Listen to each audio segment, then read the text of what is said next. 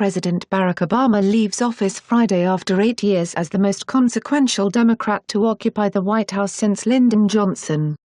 And unlike the Texan, whose presidency was born in tragedy and ended in failure, Obama will not have the ghost of the Vietnam War haunting his days and eating his conscience as LBJ did all the remaining days of his life.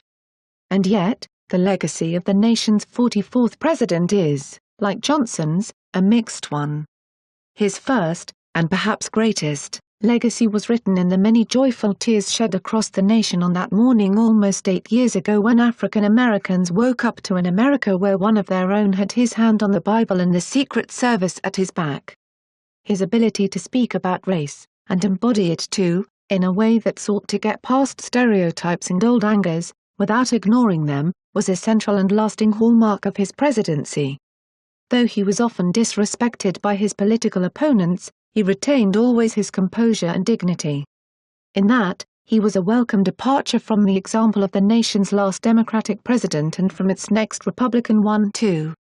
But it's also true that Obama has left his successor vastly expanded executive powers, ranging from a global campaign of targeted assassinations run straight from the White House to a history of testing limits of executive orders on issues from guns to immigration. How those powers will look in the hands of his successor was something that Obama and his supporters paid far too little attention to. He promised an unusually open and transparent Washington bureaucracy but did not deliver.